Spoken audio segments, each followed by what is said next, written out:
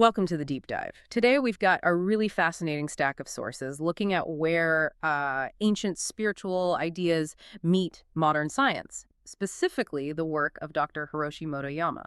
Right. And Motoyama, he wasn't just trying to say, oh, yeah, chakras and kundalini are real. He was aiming higher. He wanted to see if they could actually, challenge physics as we know it. Exactly. It wasn't about belief for him. It was about measurement. He had a PhD in philosophy, another in clinical psychology. UNESCO even recognized him. So, a serious academic. Absolutely.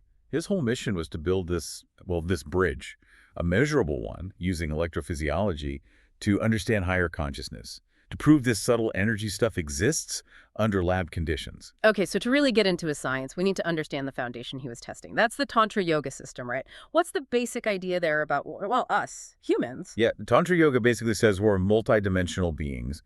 We exist across 3 different bodies at the same time, and each has its own mind. 3 bodies. Okay, what are they? There's the physical body, the one we all know, then the astral or subtle body, and finally the causal body, sometimes called the wisdom body. And the goal of the practice? The ultimate goal is moksha, liberation, transcending the limits of these 3 dimensions to unify with the absolute, often called Shiva in this tradition. Okay, so transcendence is the goal. How does it work? What are the mechanics? You mentioned energy, chakras, nadis. Well, let's define those clearly. Right. So chakras are like the main control centers, energy hubs. Think of them as interdimensional transformers, maybe. Transformers? How so? They take the subtle life energy, prana, which comes from the astral dimension, and they convert it into the coarser energy our physical body needs to function day to day. Got it. And the nadis? The nadis are the network, the channels. If the chakras are the power stations, the nadis are the wiring grid that distributes the prana, or ki as it's called sometimes, all through the system. It's a non-physical network. Okay, this network, the nadis, this is where Motoyama had a kind of breakthrough realization, wasn't it? Because people had tried to map these main channels, Sushumna, Ida, Pingala. Yeah, for years, especially in the West, people tried to map them directly onto the physical nervous system. Like Sushumna is the spinal cord, Ida and Pingala are the sympathetic nerve trunks. But Motoyama looked at the old texts, the Upanishads, and said, hang on. Exactly. He said the descriptions just don't match up anatomically. For instance, where the classical texts say these nadis end in the body, it's just not where the physical nerve trunks actually terminate. So that raised a huge question. If they aren't nerves, what are they? And this is where it gets really interesting. He looked beyond India, towards China. At traditional Chinese medicine. Precisely.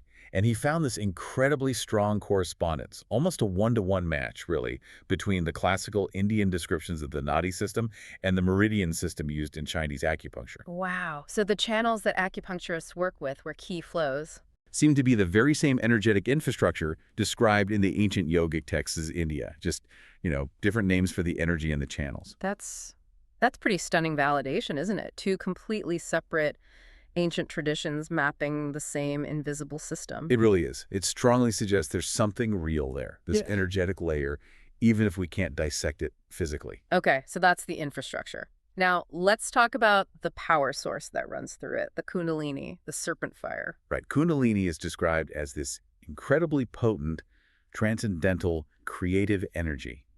It's said to be dormant, coiled, at the base chakra, the Muladhara. And awakening is his key. Its controlled awakening and ascent up the central channel, the Sushumna Nadi, is considered absolutely essential for spiritual evolution, for reaching that state of transcendence we talked about.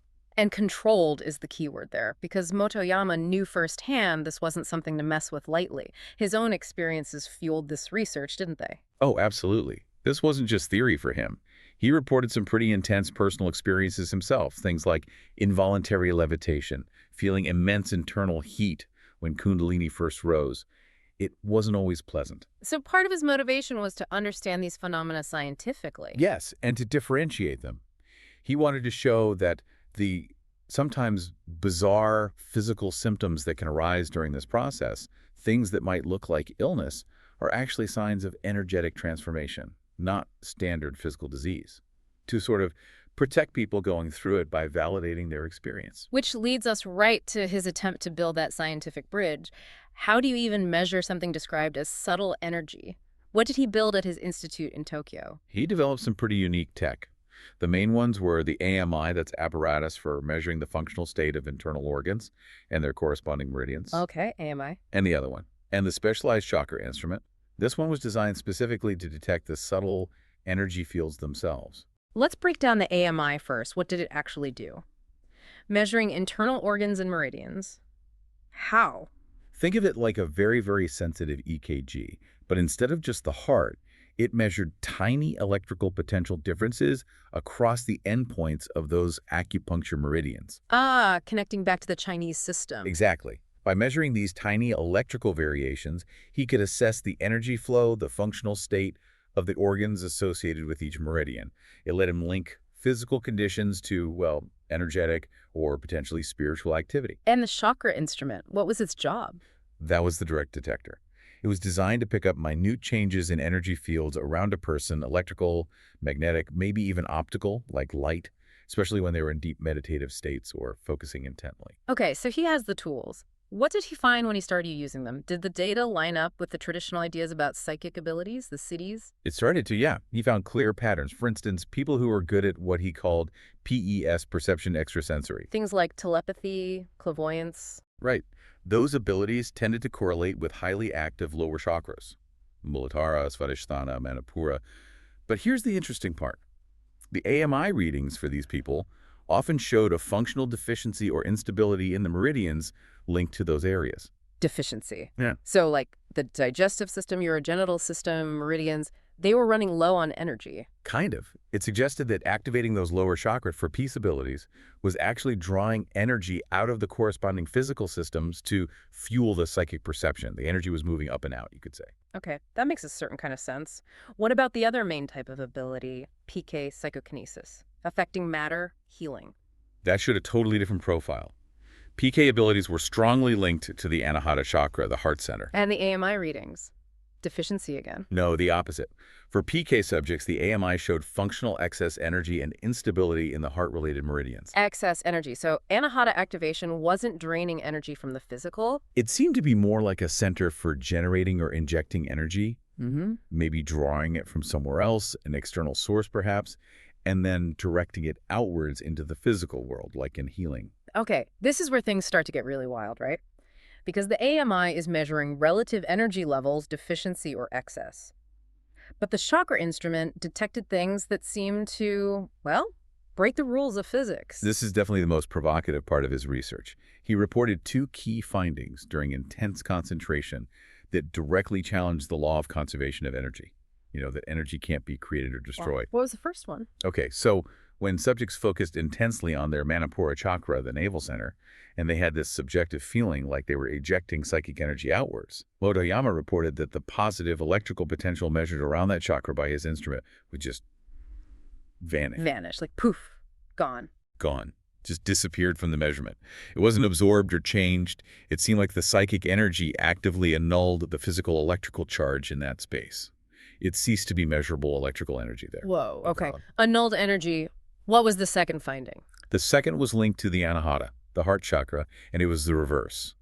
During intense concentration on the heart, the chakra instrument detected the spontaneous emission of energy, high-frequency electrical signals, and, amazingly, even measurable light. So energy seemingly destroyed at one chakra and energy seemingly created out of nowhere at another, linked directly to states of consciousness. If that data is accurate and replicable, Yeah.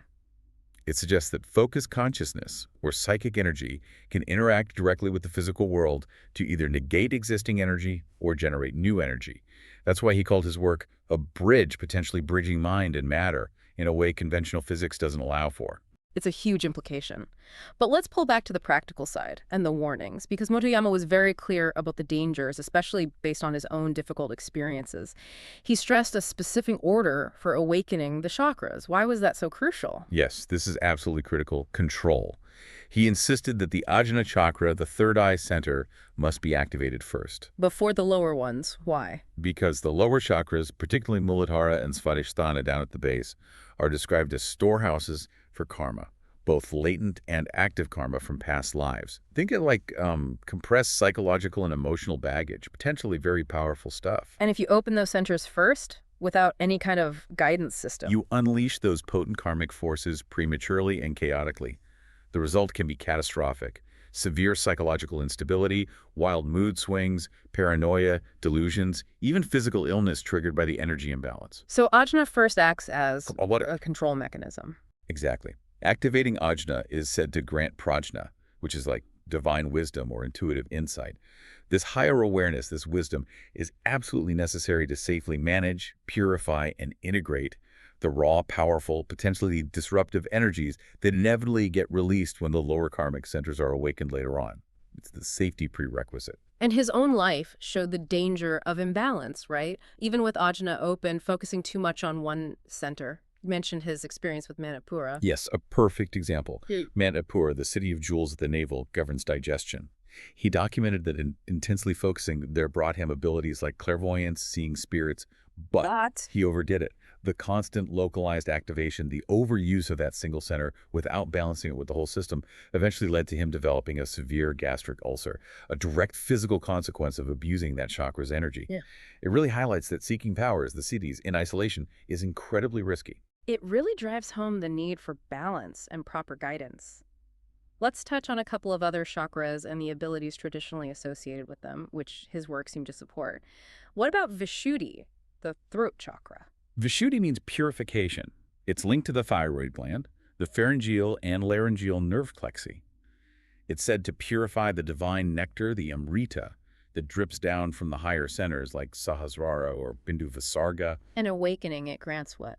Traditionally, abilities like telepathy, heightened intuition, and also freedom from hunger and thirst. The ability to sustain the body for long periods without food or water. This is likely the yogic basis for those accounts of yogis being buried alive for days or weeks. Fascinating. And Anahata, the heart, we mentioned it with PK and excess energy. What else? Anahata is the creative center, linked to the heart plexus. Well, Awakening is associated with psychic healing, the ability to consciously transmit prana to others, often through the palms, the classic laying on of hands. and also manifesting things. Yes, the ability to make intentions or desires manifest more readily in the external world. Motoyama even told a story about needing a parking lot at his retreat. After his Anahata awakening, he apparently just wished for it, and shortly after, a local construction company contacted him, needing a place to dump excess soil, and offered to build the parking lot for free, a spontaneous manifestation. Quite a story. Okay, so stepping back from all this detail, what's the big picture takeaway for someone listening today?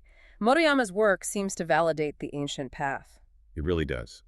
It confirms, first, that the controlled systematic awakening of the chakras in the right order seems to be the genuine path for spiritual evolution, just like the old text said. And second, It's measurable. yes, thanks to instruments like the AMI and Chakra instrument, this seemingly esoteric process can actually be observed and measured, at least indirectly. Huh. It pulls it out of pure metaphysics and into the realm of, well, potential science. But we absolutely have to end with that crucial warning he kept repeating. Cannot stress this enough. This is not a self-help technique to play around with for psychic powers. Abusing any single chakra or trying to force Kundalini without proper qualified guidance and the right preparation, like activating ajna first, is extremely dangerous. It can lead to serious physical harm, mental breakdown, or worse. Precision and expert guidance are paramount. Definitely noted. So here's the final thought to leave you with. If Motoyama's most radical data, the idea that focused consciousness can literally annul existing physical energy or create new physical energy out of nothing if that holds up under further scrutiny, what does that really mean?